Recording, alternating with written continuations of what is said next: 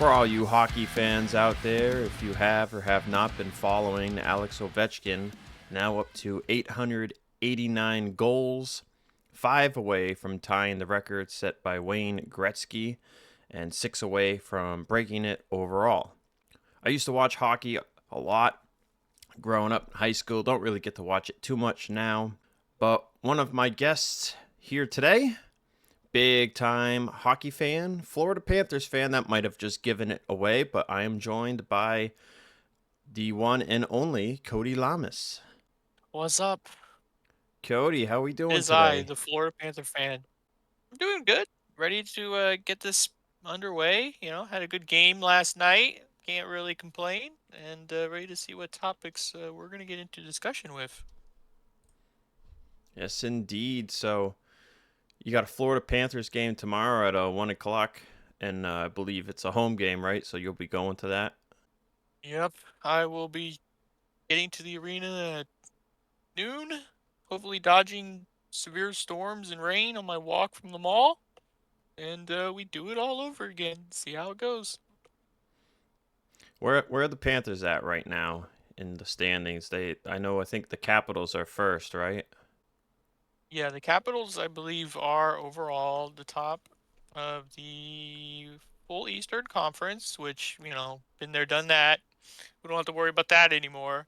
And as for the Panthers, we're currently in a heated battle with Tampa and Toronto, where I believe we hold a 1 point lead currently as it stands, based off of last night's results at 91 points. Oh, So it's a dogfight. all right, yeah, and I believe I think they were third the last I checked, but I believe the LA Kings, my team, they should be making the playoffs this year. So I might get to watch some playoff hockey. I like to watch hockey if it's the playoffs nowadays. But unfortunately, being an LA Kings fan, all the games are on at 10 p.m., so I don't know how many of them I'll really get to watch. Yeah, that's the only reason I ever stay up past midnight these days is those damn West Coast games or Canadian games. They don't And yeah, LA's doing pretty well. they don't one thing I've noticed with hockey is even if it's a Saturday night game, they don't move the West Coast games to like 4 p.m. local time. They just leave them at 7 p.m. local time. Like it don't matter to them. Like they don't care about the East Coast, I guess. Yeah, yeah. They also don't care about a lot of things in regarding to scheduling and back to backs and yeah, yeah, it's a mess. And also, I believe LA would play the Oilers, so I wouldn't mind LA beating the Oilers again. You know, Yeah, that'd be nice. I think the last time they played them in the playoffs, they lost. They lost to somebody. I thought it was the Oilers. I don't keep yeah, up because as the much as Oilers I went to used the to. final. The Oilers went to the finals, so to prevent them doing it again and maybe replaying with us, I wouldn't mind it. I wouldn't mind it. All right. Well, Cody, the main part of this broadcast. Jeez, I did one broadcast and now I'm mixing up words. But the point of this podcast is for NR 2003, which we'll get to in a minute, but we must preface it with the big question. Obviously, I've known you for a long time. A lot of people out there know who you are, and they know you're the big Jimmy Johnson fan. So, what made you a Jimmy Johnson fan? Oh God, I have to go way back in the timeline for this one. Uh, Actually, it all comes back to my first NASCAR race in 2005, which we had a group of friends who always would go to Homestead. And I believe that if I remember correctly, they invited us just said, "Hey, come on out. We got some extra tickets. Come on down and come to the race in 2005." So we went to the Homestead. I believe it was the Ford 400 back then. If I remember correctly, I think Mark Martin won that race. And of course, I was a kid, and I'm like, "Ooh, I like the Eminem's car and the Cat car," which I'm fairly certain was Scott Wimmer and Elliot Sadler. Probably correct me if I'm wrong on that one. But one of them were a big group of Jimmy fans, and I just kind of was molded into a Jimmy fan. I can't say there's like a rhyme or reason, but it just kind of molded. I was just molded by being around them, and those friends brought me into being a Jimmy fan. And then he won the championship, and I was like, well, I guess I'll stick with them. Yeah, you became But a then Jimmy again, fan at we the were you. perfect time, like right before the 5 year run. Yeah, I could say like I wasn't a fan. I was a fan before he went to his championship run, but I really can't think of a rhyme or reason, to be honest. It just kind of happened, and yeah. Well, I guess probably because I believe Cat stopped sponsoring after 2005 or like in that era. So I couldn't be like ooh, I'm a little kid. I like construction. You know. I think they switched from Bill Davis to RCR around that point. I think that's when Burton went to Yeah, at that RCR and point they I'm went to like, him. yeah, I'm like I don't know what's going on. I'm like, what? What was that? They might Trying to have math in my head. they might have stopped for a little bit Yeah. actually. I don't remember. I feel like there was a period where they just weren't on a car. It might have still been the 22. I don't really remember. That's a bit of a hazy era. But yeah, so Way way too long ago. you've been running Jimmy schemes for as long as I can remember, and if you can't get the 48, you usually run the flip of the 84, which funnily enough is what Jimmy runs now at Legacy. So That's actually more of a recent like adjustment I've done with that whole 84 deal. Not just because recently Johnson, is the 84, but I mean, like I've said in the past, I believe in IMRC lights. I ran the 18, ran the 13 a couple times in Melon Car. People think I care for like a number, but like honestly, it's not like the biggest deal. It's just no use something that you can get right these days when signups come around, because everyone's kind of pretty locked in with their numbers mostly these days. yeah, there's only a few numbers that are really difficult to try and get if you're a fan of. I know I've liked the 9 for a long time because of Casey Kane, and that's usually taken, or that was taken when I came in, so I had to resort to other means. That's the tough part when you first come in to any sim racing game is if you want to run a certain number, and there's the popular numbers and there's the not popular numbers, and usually you get stuck with the not popular numbers. Unless you're RJ, who I believe is on a quest to be like every single number eventually. Yeah, it's funny. I've thought about that. I think I've won with about 20 different numbers or so now, and I've thought about should I just try and get them all, just start number hopping, and it's like, oh, how long would that take, and how many different leagues would I have to run to do that? It's like, I don't think it's gonna be a big deal. But so with Yeah, that it would said, definitely be something. yeah, it would definitely be something to just say like, yeah, I won with every number. It took 20 years, but I did it. But With the that, problem is now everyone runs 100 plus number of cars now, so you're gonna have to go through that category as well. yeah, who cares about the triple digits? Yeah, who's heck those guys? But yeah, so that's a good little preface dive into NR 2003 here. So how did you get into NR 2003, and how many years have you been a part of the community now, Cody? If oh man, I should have invested my memory bank for this. I believe fairly certain it all started at Dylan Young's Super Speedway League he had. I don't remember the name, but it was back in like 2013 ish. And I do remember the race though. It was Pigs Creek Super Speedway that he was running, and I was like, there was like no numbers. I was like, really didn't know anything. I was clueless. I went in and I believe I picked a Danica 34. And I believe the mod was one of the old, whatever the mod, Xfinity mod is. Well, it would be nationwide, but whatever that car was in the Probably would have 34. been probably would have been either the NWS 2013 or 2011 mod at the time, I would think. Yeah, that sounds about right. I believe that was it. And yeah, I went over there. I did there. I believe I don't remember the race itself, but I don't think I did anything special. And then just mostly continued on from there. I believe Seth had a series with relatively the same mod, and that was a Darlington. And I was able to win that race and dodge all the crazy lunatics Oh, that were a so part of the day back Darlington was there. the first win. Yeah, Darlington was the first win. I successfully navigated many wrecks. A guy doing a burnout in the turn one apron for about 10 laps. Uh, yeah, yeah. Because back then, no one really knew what they were doing much. And it was definitely a doozy, that's for sure. But yeah, Darlington would have been the first one. I believe I could go back and look and see what the date was. Oh, well, so that's quite the track to get your first win at. You know, most people I feel like have usually they either get a win at like a short track or a super speedway. Last week when I had Andrew Miller on here, he actually got his first win at a road course. Lucky man that he is. He came from some console games that he was mostly running road course. So when he transitioned from those with controller, he was already relatively used to the concept of the road courses. So he kind of got lucky getting his first one on one of those.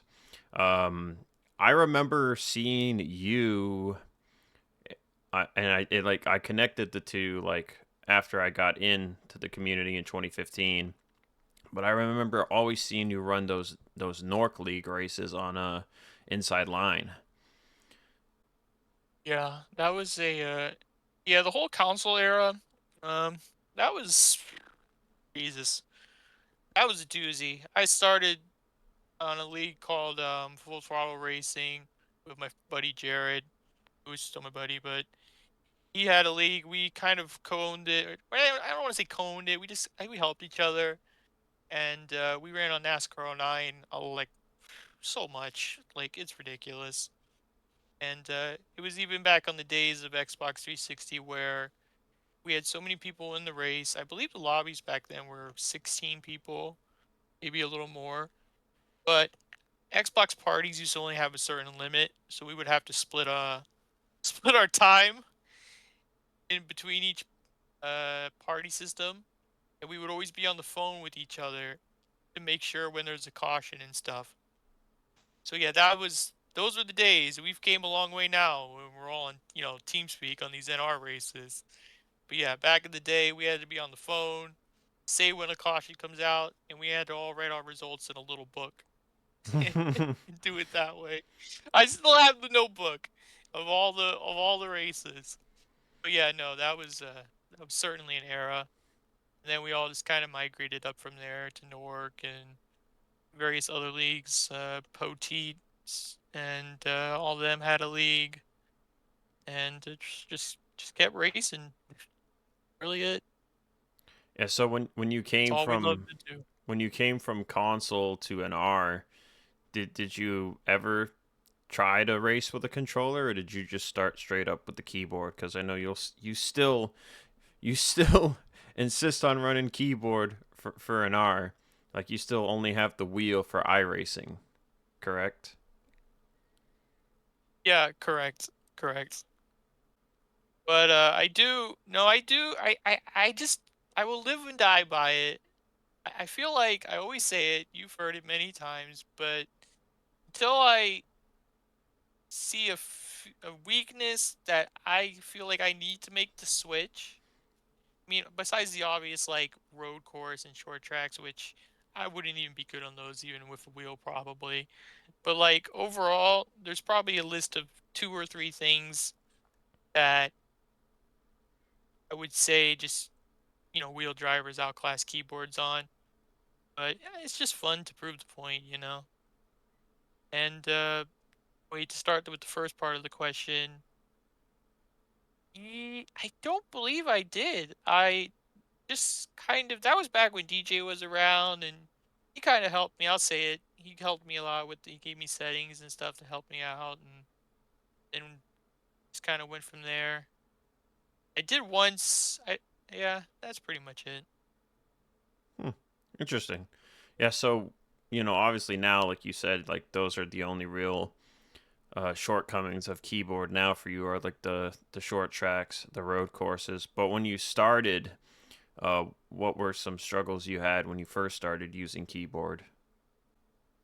It's just mostly I think it's just mostly like what we see today with a lot of people. It's just getting the settings down and making sure everything's right. Because yeah, you could crank 100% at everything and do that, but then you have no feel for the car, right?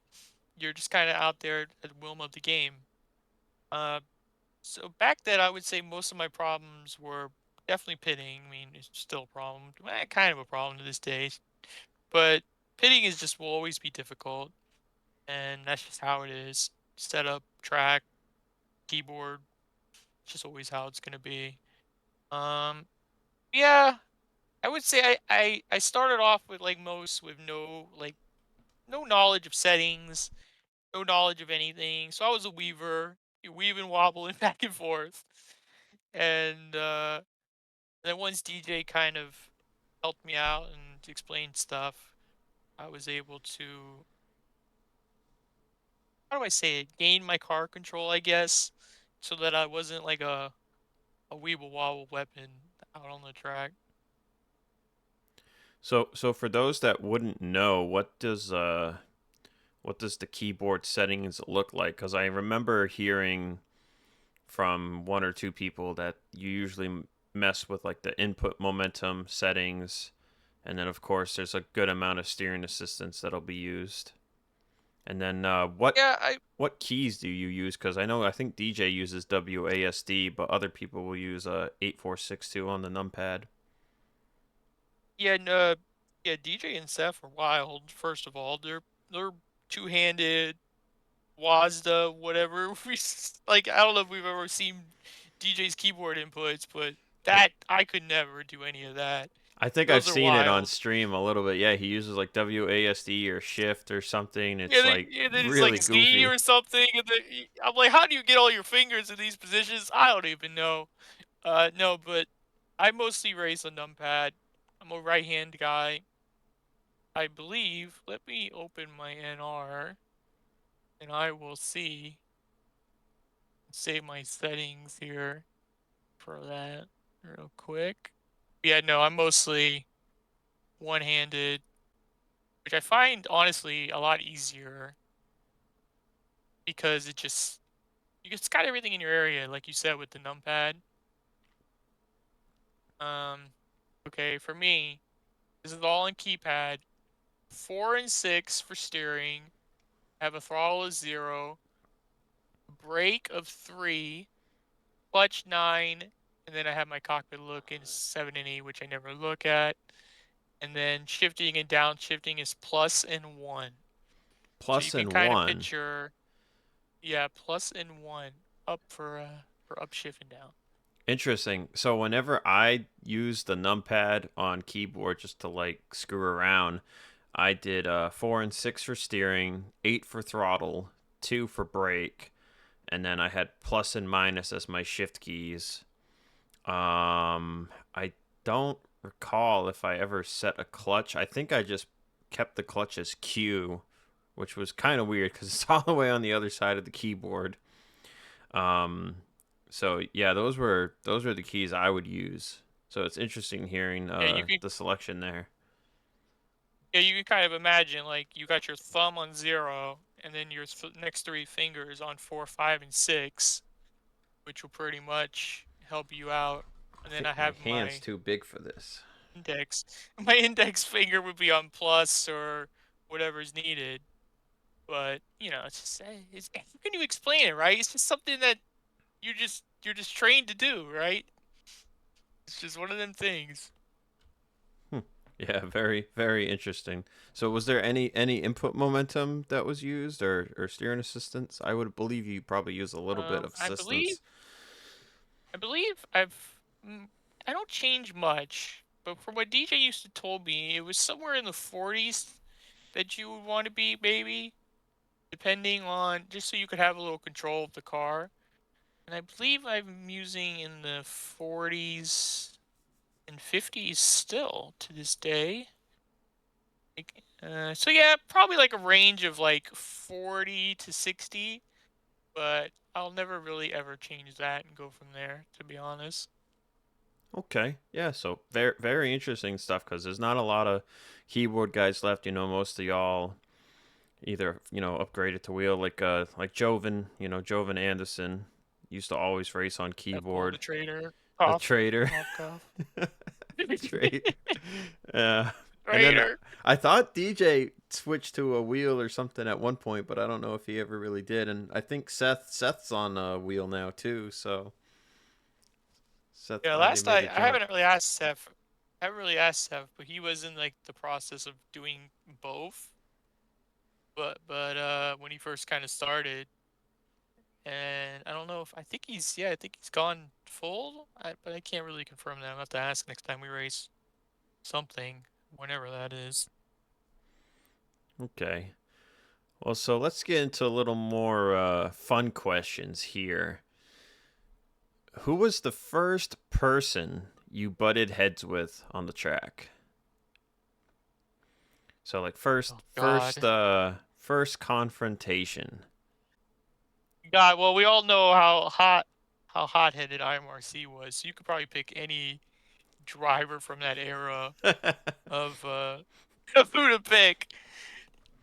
Honestly, I can remember on I don't know why, I don't know if it's true, but I can remember one name where Theos, I think his name was Theos Segal. Theo Stegall, yeah, I Or remember him, yeah. yeah. He would wreck me and jump on restarts and stuff times. I don't want to say it was like a rivalry. It was just more like of an annoyance. And a couple times I lost to him back there in IMRC days. I believe it was the IMRC truck days. Um, but I can't really say like I just maybe it's a personality thing, but like I would never really get heated with somebody. I just mostly just I can speak for these days, but like I'll just mostly like give a sigh, roll my eyes, and then just kind of get over it afterwards. It's like driving But behind a Nissan. yeah, it's like honestly, like to continue that, it's like what just gets me annoyed is like getting wrecked by silly things by people who should like know what they're doing, Oh yeah. which I think can be said for most people. It's like you've been racing how long, and you're doing these like silly little things of running you under yellow or something, or hitting an apron. Yeah, mistakes happen, but like it's just the little things. Like if I'm gonna get wrecked, just do something dumb at least. Let me get net coded from five cars back, like what DJ did way back in the day or something. Oh yeah, good old netcode. So as you said, it was more of an annoyance than really a rivalry. Would you say you've ever had a rival or have a rival now, either a positive rival that's just like good competition or like a negative rival where like you're always wrecking each other at the front of the field? Back in the day, it was always a good rivalry with DJ. It's like I felt like the son going after the father of keyboard. You always wanted. He was always good. Yeah, he would always say like, "Oh, I'm not fast anymore. I suck." But then we go on a road course and you run the same pace as all the wheeler guys, and we'd be like, "Oh yeah, okay, sure, bud," you know. And so it was always fun to battle DJ back in the early on. We had many finishes, many fuel finishes that were close, and just it was always good because we knew what we were doing, man. We're like two peas in a pod. Um, Negatively these days, again, it's just kind of like you have this mental list of people where you expect them to drive certain ways, and you just are aware to just give them more space and kind of know what to expect. Keep your head on a swivel. Not sure we're outriding people. It's just like a group of 5 or 6 people who you just kind of expect it. Like a list of And aggressive drivers that you're like, okay, like if this yeah, guy's behind me, he might send it a little deeper into the corner. I might want to be careful here. I don't get myself he may wrecked. drive over his head. He may block me a couple times. Uh, you know, then you get like the people who are just obviously not, I don't want to say unskilled, but like, the people who are kind of nervous to be around, that you just kind of want to get by at that point. Um, I guess I should say Nick, negative and good, because again, Nick is kind of like, I guess now that I think of it, is like my modern day battles with DJ. Nick is everywhere, as we know, all the time. Whether he's in the back hanging tires and he comes up and gets you, or he's in the front hanging out with and all that stuff. But Nick's always there. I've even said it a couple of times on broadcasts, podium interviews, where it's just like Nick is everywhere, and good or bad, good or bad for sure. And just to And clarify for those that don't know who you're referring to, this is Nick Gunther we're talking about here, right? yep, Nick Gunther. All right, yeah, yeah. I like racing Nick. Nick's very competitive, but yeah, sometimes he can get a little aggressive. But like you said, it's like a good mix. So speaking of Who doesn't these days? yeah, speaking of aggressive and dumb things, what's the dumbest thing you've ever done on track? I know I've done a lot of dumb stuff, so I'm curious if you can recall anything dumb you've ever done. Well, God, if we go back to iRacing, I self-spun on Martinsville in front of the leaders and wrecked like the top three people. And I forbidden myself from ever running Martinsville again because I was like, that's just no, never. That track is awful. Um, NR wise, this is one of them things of like, I guess. Okay, wait, no, I'll sit up in the chair for this one. I'll say it, even though, because this is probably what everybody would always say, was my four wide move at IMRC Cup at Chicagoland. I don't know if you were in that race or not. I don't know. Yeah, I don't Uh, don't recall. it was a race where it was toward the end, I believe. I think it was like the final restart or in that general area, and I took it four wide at the BB&C Chicago, and if you know that track, which I'm sure you do, the cars kind of like want to go toward the apron in 3 and 4. Oh yeah. Yep. Now, so now it was, I remember Cole, and I remember a couple other people. It was the top three, Cole Baker, and they all kind of slid up into the second groove while three wide. So of course I'm like, hey, there's a lane down here. I'm going down here. So I went down and made that move, and then we all just kind of came together, and I believe the top four wrecked or something. And then everybody to that day was like, "Why would you make that move when you're gonna hit? There's no room there." But I approved that there was there's photo proof that like there was a whole bottom lane open. So, why if you wouldn't you go have for that? if you have that photo, I think that would be a perfect thumbnail for this episode. If you can find that photo Oh somewhere. God, honestly, probably could. I just looked at the IMRC group or my Fraps photos. But yeah, no, that happened, and everybody would. I remember I got ragged on for that, whether it was joking or not, for years, about that. And I said I said, yeah, it happens, and but in some people's eyes, that wasn't probably the best of moves. But hey, Yeah. man, going for a win, right? You ask, you apologize later. So I'll bring up a dumb thing I did. This was way back early days for me too. This was back when it was still S Fox, and it was at Indianapolis. And I remember me and Sack Buchanan got into it. I don't even remember what it was really about. I think I was racing like a dummy head because I was really aggressive when I first started.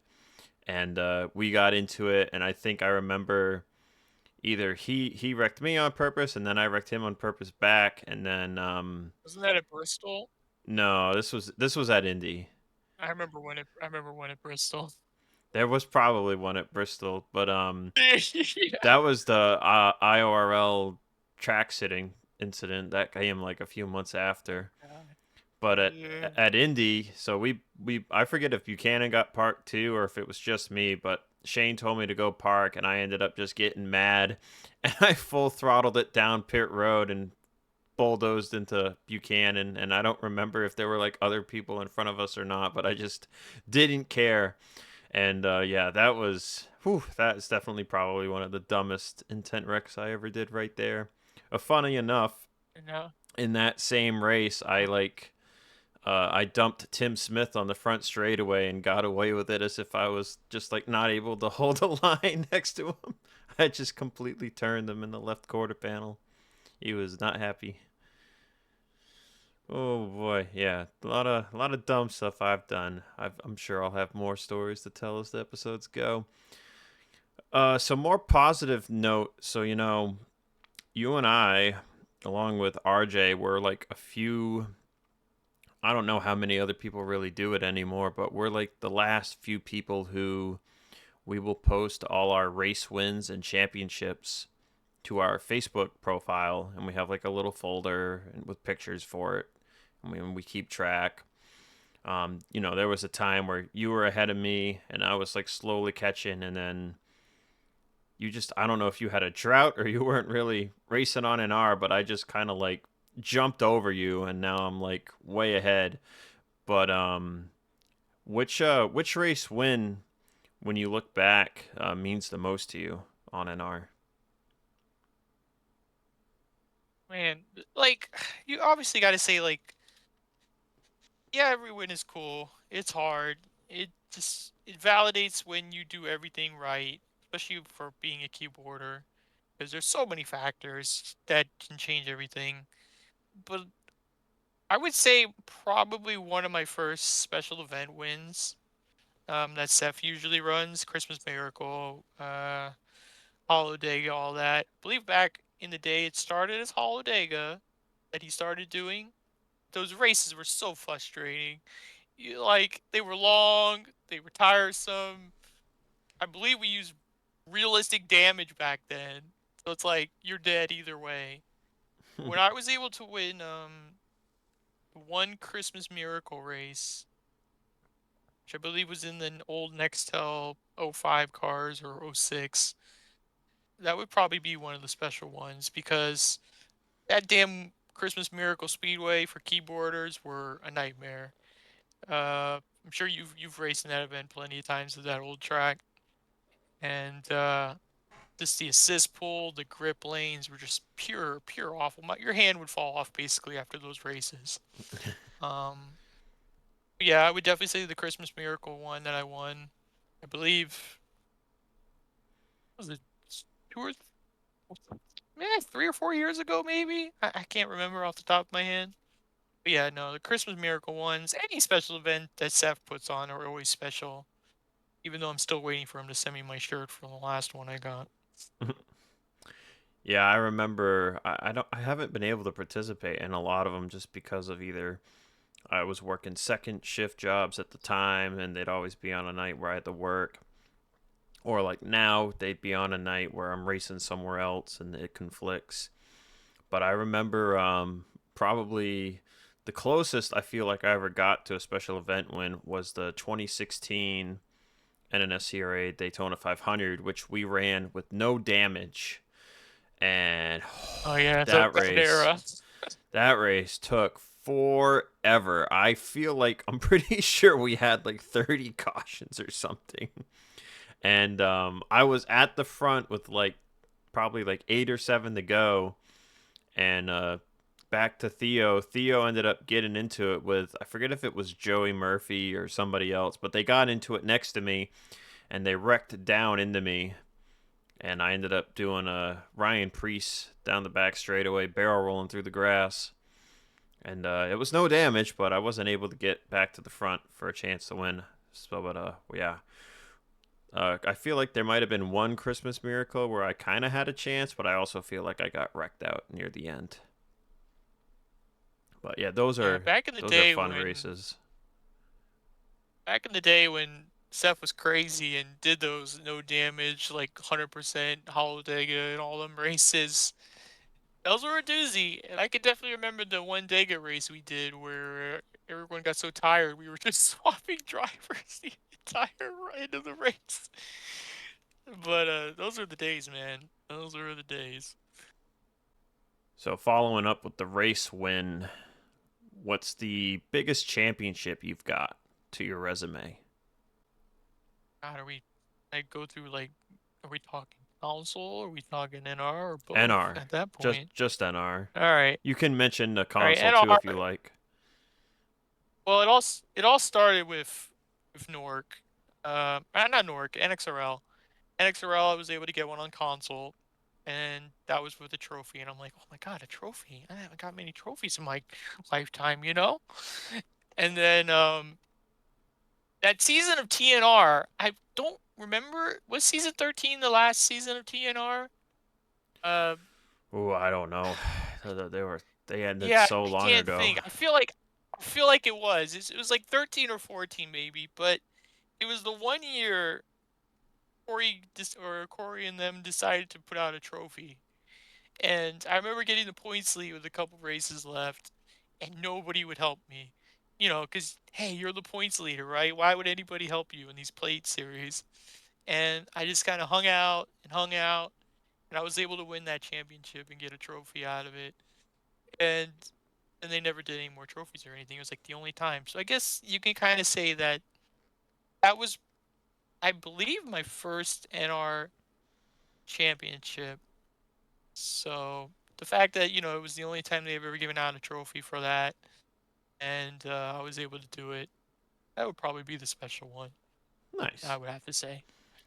Yeah, I have not had the opportunity to really win any trophies, though I did get a plaque and a mini polar bear figurine for finishing third in a bomb Interesting. squad special event last year. Yeah, so the polar bear is like probably like 10 inches tall or something like that. I don't know. It's like 10 or 8 inches tall, and then it's like just like a transparent plaque that has like checkered flags on it, third place. So that was cool. That was cool. I mean, that's the first time I've ever earned one. And then I remember back when we had Steve Rada's league, New School Racing, I put money towards a trophy for, I forget if it was trucks or catalyst mints, and I bought like the tallest trophy I could order, and then I had to ship it to Zach Buchanan, and it was like a 30-inch trophy. The thing was ridiculous. So You always gotta try hard for the series that offer a little bit of a prize at the end of the day. yeah, not many places do trophies anymore. You know, it's all really for fun. Obviously, you know, you got Maverick, which is that they put money up for. I don't know. Was it just Daytona, or is it like every race that's doing it? I'm not familiar. Yeah, I'm fairly certain it's just for Daytonas. There's a prize for the top three, and then at the end, I don't know if there's anything at the end of the season. But yeah, no, there's a recently they switched to a 3D printed trophy, which looks like a box to be honest with you, but we won't go there.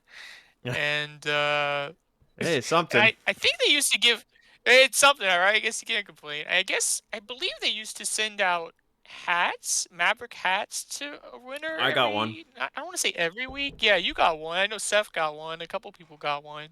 So I would assume that was more of a general thing for every race. But I don't know really about it when it is now. Oh, I Yeah. gotcha. All right, here's a fun question. What is your favorite mod, favorite track, favorite league to race at, and then your favorite physics type to race on? So you can answer those one at a time. The works. I would say physics wise, I don't really have like certain physics. It just you just run what it is, right? Um, series wise, I will say it like you got to say IMRC for all the drama everybody we all have been a part of and all that stuff. In my opinion, Shane made some good setups. Those ground pounding setups, as I believe we used to call them these days, back then as well. Like they were planted the track, we're sparking up out of our rear end like crazy. But those races were always good in my. Um, I don't think I ever really had a dull race in IMRC there. No matter what anything. So always props to Shane. Do miss that series. He did put a lot into that when we used to have it. Uh, favorite mod? I don't know, man. I can't really say I have a favorite mod. I would honestly, if I had to put on for like a racing standpoint, back in the day when TNR ran I believe it was the '09 truck, or was it the default truck mod? Those races were always fun. I have a picture of all of us five wide at JGIR, um, which you never see these days because everyone just bottom feeds. But yeah, no, I guess is that anything else? Did I miss anything? I don't Track. track. I'm gonna go out on a limb and probably expect me to be like, oh, Homestead, right? Boring answer. But I'm gonna say Boston. Oh yeah, Boston. Now, Boston, I don't know what it is besides the pit exit, which was terribly terrible. Um, had the death wiggle on the exit of pit road that was awful to avoid. But when you raced in Boston, IMRC did it a lot. I still wish these days people would, take out these boring tracks and put Boston in or some other tracks that we don't race much at. But I regress. Um, yeah, no, Boston was just always fun. It really brought out, I would say, the skill of your driving technique. Because, like, yeah, you could go up there and fly away and not worry about your tires like many people used to do back in the day. But it really rewarded you to being easy with your car, and you could pretty much make up any amount of ground if the race was long enough. So yeah, Boston would probably be my pick. Yeah, one of the probably the best fictional tracks, I'd say. It's basically for those out there who might not have heard of Boston, it's been around a very long time. It's basically like if you took Rockingham and then gave it like Dover level banking. It might actually be even more banking than that. But it's really fast track to start out, but man does it eat your tires. So it's a And very you could pretty much run anywhere as well, yeah, you which could was run also the very outside, yeah. nice. The middles were always good in 1 and 2. It really depends on the league. You could die on the exit of 2 or entry.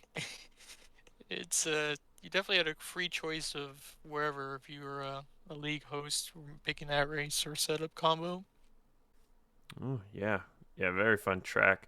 So Cody, you do iRacing, you do NR, so you're doing both. But what has kept you tied to the NR community, at least in some capacity, as opposed to being one of those drivers that just like dives into iRacing and doesn't look back?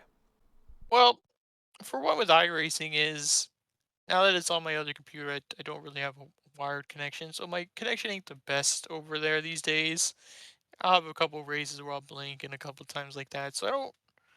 Yeah, I race over there, but it's not like a crazy certain thing because of those reasons.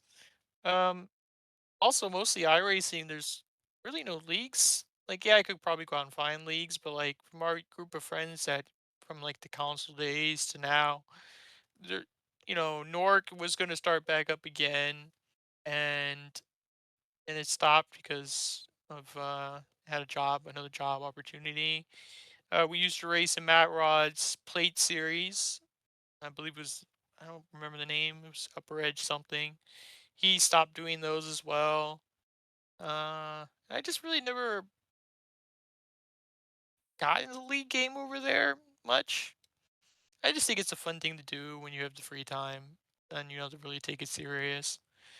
Um, so yeah, it's fun to have, but it's not like a main piece like most people have done these days, switching over and don't race much on NR. It just for NR, it's just like you enjoy the company. Um, it's always a solid group of people that you know will be around, right? You can expect, like we said, bad things, good things, and I mean, as long as my computer's still going and knock on wood, I don't lose anything ever. I'll always be on NR until the day it dies, I would say. maybe not to like the RTG levels where we're like 80 seasons in and you know Yeah. 50 years old, but we'll see how long it lasts. We'll see how long it lasts. Yeah, it's all gonna depend on the operating systems. Oh God, Oh yeah, man. Jesus. Yeah, so this is more of a that ends most of our questions, but just a few more questions that kind of mingle into real life stuff. So, overall, how has sim racing, both console and our iRacing, how has it changed like the course of your life in any capacity? Jeez. I mean, yeah, I could go out and say like, yeah, I have all, you make all these new friends and they'll probably be friends for a long time. Now I don't really tend to meet many people these days. So, you can't be like, oh, I'll meet everybody, right? But, it's not like I don't care. It's just I don't really. That is a complicated answer for another time. But, it's just fun, right? It helps. It's just fun to do. In Just definitely teaches you. I would say just teaches me to just enjoy it, right? Be more calm. There's no like, yeah, some people get frustrated, lose their tempers when things go wrong, but like, you just gotta keep it level-headed, right? Kind of just like in life, just keep it level-headed and you enjoy what you do. Something happens, you move on, right? And get over it, and you don't let it affect you the next time it comes around. Definitely would say it makes me more, just makes you more level-headed. I'll go with a level-headed attitude. You know, just learn to do everything, keep everyone right, race everybody clean, enjoy it, and just enjoy the company, right? Enjoy the ride. It's a fun ride. As much as people get the drama, right? Oh yeah. Yeah, drama, If that was drama. even an Even answer. even when we think we're rid of drama, bam, here it comes. Something happens. Oh yeah, yeah. Yeah. Hey, 0 days since last incident. But yeah, I totally feel you on just trying to enjoy it all now, and just being as level headed There's as no pressure possible. anymore. Yeah, all the There's no pressure's pressure gone. anymore, right? You can say all the pressure retired. It's all the really sweaty people that you had to go out and beat every week. They're not around anymore, so maybe you could be a little more lax in your days these days. Or the people that did sweat, they don't have to sweat anymore, so they just kind of they show up and they practice for 30 minutes and then they're ready to race. They don't even you don't need to sweat. You know, Yeah, exactly. even with keyboard, there's probably I'd say a certain degree of muscle memory that you learn, and you're like, yeah, like we go here, and I've already run here enough to like know what I'll have to do, and it's the same with wheel and pedals. So You can say that for an example for the recent Maverick race, Vegas. We haven't. I mean, geez, our last like, race personally for me was probably the NSCRA 500, and we haven't raced much since we're in this like weird lull of off seasons between IBOS and Maverick and Josh's series and Seth maybe running a series and all that. Yeah, like Maverick Vegas was my first time racing in a couple weeks, and it was just all muscle memory, right? You go out there, you run a few laps, bang, you're on lap time target. I'm happy. Wins the race. yeah, yeah, exactly. I we're running Martinsville for Fast tomorrow, and because of some new rules Fast has this year, if you win a pole on a short track or speedway, and the next race is a short track or speedway, you can't qualify. And then it's the same if you were to win two of those races in a row, and then the third race is also one of those types. You can't qualify in that case. So I got pole at Homestead last week, so I can't qualify for Martinsville. So we're running the same track we ran in the fall. I won that race. So I just was like, okay, like what's the target lap time? I still have the track and setup. I think I ran legit like just 5 practice laps trying to find that time, and I like hit it I'm off by like 600ths, but like I hit close enough, and I was like, okay, yeah, like I can figure out the rest tomorrow night when we get into practice. Like I don't need to do anything more because ultimately the only thing I need to care about is race pace. I don't need to worry about hot lapping. So Yeah, a lot of leagues these days tend to, I've noticed, just keep the same stuff a lot of the times. Whether that's an actual setup being made or just fast setup or grips, compared to like back in the early days where every day, every track, every race, there'll be a different grip setting or a different setup for whatever, vice versa. But now it's just more kind of laid back, I think you can say, for everybody. They just kind of run what they know that works, and sometimes run what they don't. It doesn't work wrong, but you know, won't go there either. yeah. So like you said, you haven't met too many people. I know you've met Steve Rada. Begged to meet you at a Panthers game a few years ago, and finally. I don't know about begging. He just kind of showed up. I don't really hide that side, so it's not that hard to find. But has there been any like special interactions you've had meeting other people from the community? Uh, I could say for my go back and mention the console days as well. Meeting all them guys over in Newark and all them, even though some of it was willing and some of it wasn't willing. Where uh, a full house, and then went and found me on Homestead truck race through a picture I posted on Facebook. They used to post where my seats were, so that was interesting. But for the few times I have done it, meeting those guys back from the console days were fun, even though I did neglect it a lot. I will say I probably regret doing that. But meeting them, hanging out, it was in the Daytona infield, we hang out. I was a part of the official NASCAR membership group. So I wasn't able to, because we were behind the scenes for the 500 and they were on the general side of the rope in the infield. So it wasn't long interaction, but that was just a special meeting. And I'm sure the day it happens for the NR groups, it'll be special. Steve's cool, even though he jumped me at a Panther game. So always now I'm the guy. I'm like his mailer. If the Panthers ever have a giveaway, and the next time he comes to a game, I have to get extras and give it to him. So there's that. Um, yeah, no, it's fun. It's cool. It's a little weird talking NR, when you're Yeah. standing in front of warm-ups in practice and watching pucks fly at you at 80 miles an hour, but it's all too fun, right? It's at the end of the day, it's just fun to be able to talk about, even though if everyone around you kind of looks like like you're crazy or something. Yeah, I mean, I'd say the funny it's funny when you say like it's weird talking NR in public because I remember I met Vince Freeze in Jersey 2 summers ago in 2023 on the boardwalk, and he was talking FVRL silly season with me while we're walking down the boardwalk, and it was like the weirdest feeling. Got them contracts out. It was like the weirdest feeling ever. He's like, "Oh yeah, like I got Fishy, and oh I'm gonna get Ryan Reed," and I was just like, "Oh cool, cool," and I'm like, "Man, we're talking about this and on the boardwalk. This is crazy."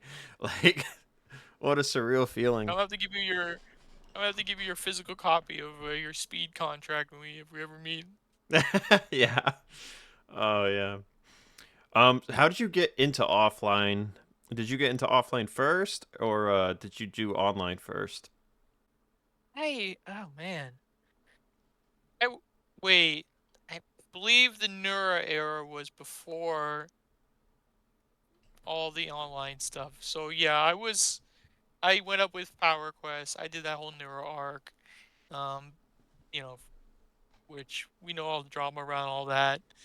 But I did all that offline stuff. I did some commentary back then. We used to race on Hamachi with the AI people just to have stupid Rex for his compilations, which was always a doozy. But yeah, I would say I started in offline, and honestly, ever since those nerd days, my offline luck has been pretty shite. So It's kind of comical to this point because I don't remember the last time I won an NR offline championship or anything of those natures. To be honest, it's been that long.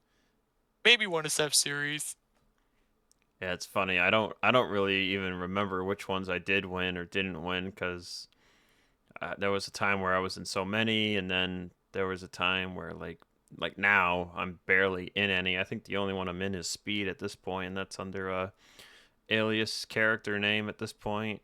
But I remember I think the one I had the most fun with was a DWSR, which Shane ran. Oh yeah, That was yeah. my favorite to watch. Sean Galligan's too. I think I won a Sean Galligan championship. Come to think of it, that was That's a true. Gallican's leagues were always pretty good, which he is coming back to, but those were always good back in the day as well. It was always like it was the Nura, it was Gallican, Trent, um, I could and never Seth were like I could never get into kind of the big Trent's. four back. Yeah, Trent's was weird ones, but they were always interesting to say the least. It's funny though because Trent's Sega Cup series was the way I discovered that the offline league community was a thing. That was like the first video that like randomly popped up on me one day, and I was like, "Oh, this is sweet!" And boom, like 12 years of offline later, and I'm kind of on the way out of offline since Napa Truck Series and FBRL ended last year. I'm kind of on my way out. It's just it was fun for a One long day, sure, time. we'll come back. We'll come back, surely, one day. One day, yeah, one day I'll come back. But One day. it was fun for a very long time, and then it just started to feel like work, and I was just like, ugh, like I want to do something else. Yeah, I remember back in the day, I tried to do my own offline series, and I wanted to have like a fancy, nice ticker, and I was making tickers and everything, and I was just like, God, this is a lot of effort to do all this. And that was back in the early days where everyone was pretty basic, and I mean, it's props to them. People do a lot when they do those series, that's for sure. Yeah, it's fun. So outside of racing NR 2003, you've also become a bit of a painter. You're also doing some schemes or graphic designer, I guess I should say, as they call it. You've also delved into iRacing, and you've painted me a lot of schemes on NR, which I'm happy to say I think I've won with every single one of them. I kind of make it a note to be like, okay, like if I don't win on debut with this scheme, I gotta run it again, even if it's a special scheme. Like I gotta get a photo of me winning a race in it. So, Uh, how did you get back into painting? Because I think you said when you started painting a few years ago that you had done it before, if I'm not mistaken, or was it you had just gotten into it? yeah, I ironically, I was a site artist on an old site called Midnight Racing US, and back then, believe it was before NR. I don't remember all the NR thing, but it was a site where everyone would upload NASCAR '09 paint schemes, and probably the last NASCAR game you were actually able to genuinely make a car out of game. But I would paint in our or blah, and not in our '09 cars. I still have the folder of all my old paint stuff from when I used to paint for '09, but that was fun. Being a site artist and all that, then that site closed down.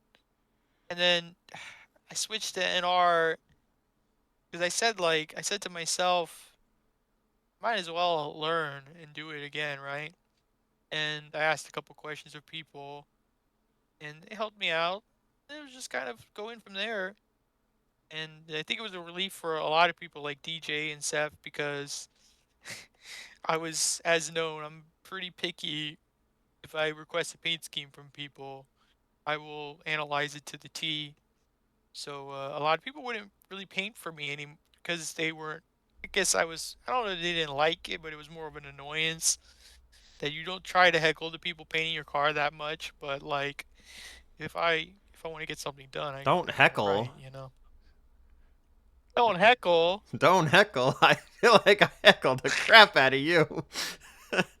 Yeah, I guess that is true. It comes full circle. Maybe I don't notice it because I deserve it now, but I used to be a pain to DJ and everybody. There's sometimes they wouldn't even answer my messages when I asked for cars. Um, but RJ's yeah, no, funny. RJ, anytime, sometimes when I would ask RJ to do a car for me, before you started doing pretty much all my stuff, RJ would just be like, "Here you go," and I would be like, "Oh, can you change this? Could you do this like a little differently?" And he'd be just like, "Nah," and yeah, I'd be like, "Okay, whatever, it's good yeah, enough." He just was really good yeah, about saying, yeah. "This is what you get." Everybody. That's the one thing I do with pain these days. Now it's like I'm the guy asking all the questions. When people ask for what they want, because I definitely do feel like people have their ways, yeah, for sure. But personally, if you want to be involved, you want to talk, and you want to see exactly what everybody wants, so you can do it right.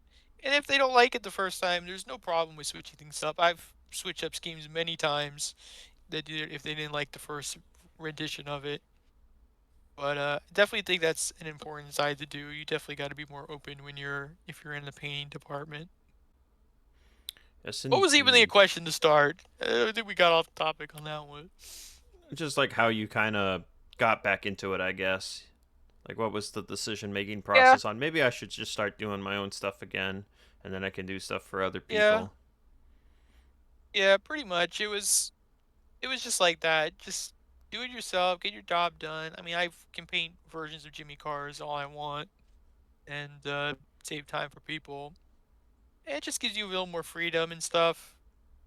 Um, but it's even to this day, it's so hard to find like people who are willingly wants you to paint for them because a lot of people have their groups. Like Seth paints cars for everybody in that area, and then there's just people. Everyone has their dedicated people, which it's been like that for years. So being a new guy, you kind of try to get in there and find someone who's will be your backup guy, which I guess would be you now.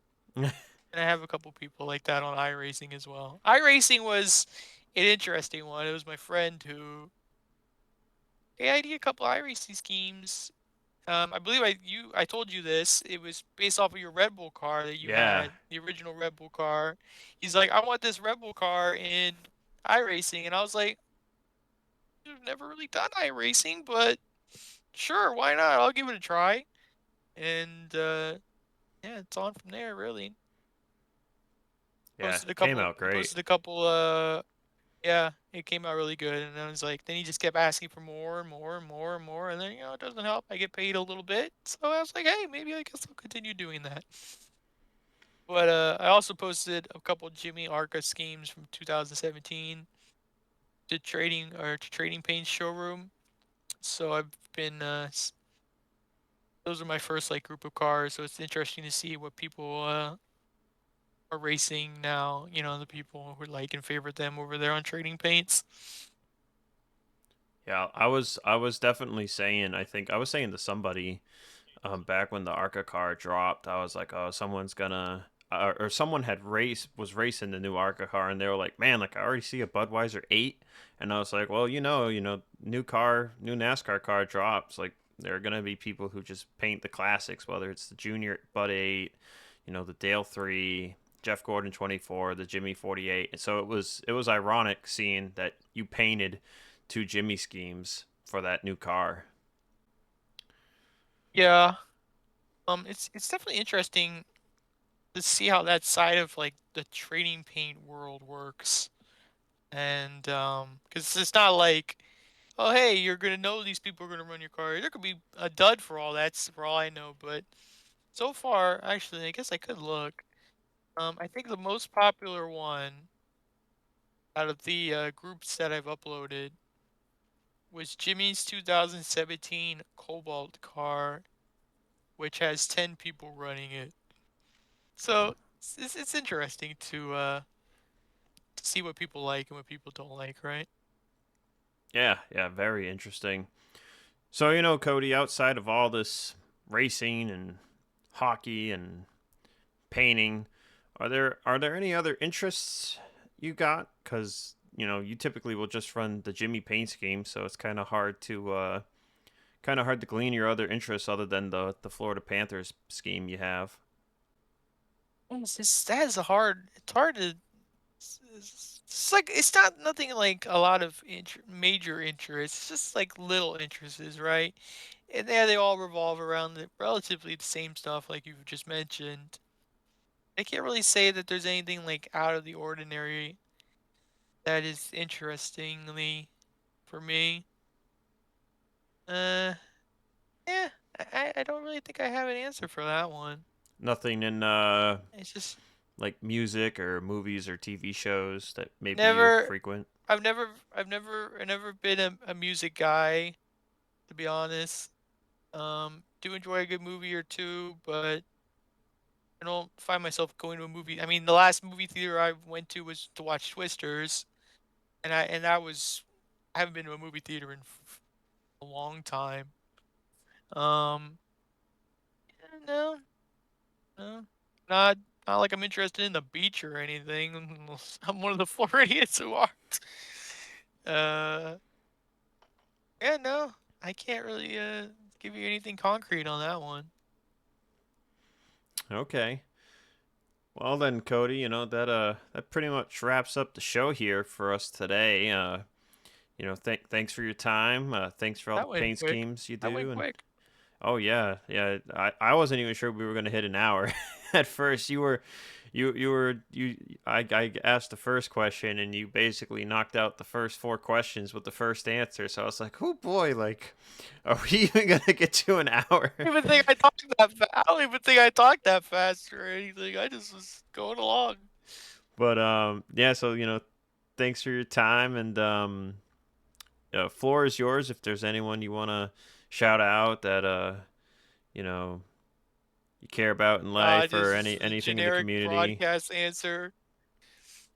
The generic answer that we get asked for at every interview broadcast. Shout out our stuff. Yeah. Shout out. Um, What's your paint? What are you calling your painting service? Llama Designs, I uh, think. we're we're we're called Llama Designs. It's based off of a fun mini little story. It was called Llama Furnishing because I used to furnish houses on a GTA San Andreas roleplay server. So I just cut the furnishing out and I used that logo and put designs That's and cool. put that on there.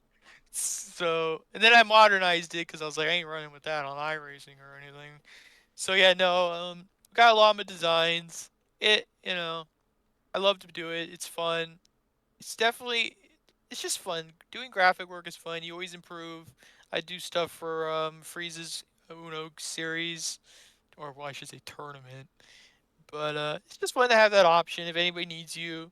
And yeah, if you want to see me ramble about hockey on X, I'm there as well. Whether I'm at the game or watching it in front of my TV, I'm always rambling about it. It's definitely a range of emotions on that one. And no, just where I'm pretty much everywhere. So if anybody ever needs anything, I'm pretty easy to work with, and I don't charge anything ridiculous, if anything. So feel free to reach out, and I'll do it. I'll do it in a timely manner. After and if you and getting nagged typically. Can I get that paint scheme for next week? 5 days later, Yeah, you gotta get that I paint will scheme for say tomorrow. I will say from the FBRL painting days, I think that's taught me a lot about the old I don't want to say nagging, but like a lot of stuff to get done and deadlines, and you gotta make sure to get those deadlines done, even when the people are asking for something a day before. If I'm free, I'll do it. That's for sure. All right. Well, thanks again, Cody, for all your time with me today, and thanks to everybody who tuned in. This was I actually, completely forgot to mention the name of the podcast at the beginning of the show, but this was episode 2 of the Who's That Driver podcast.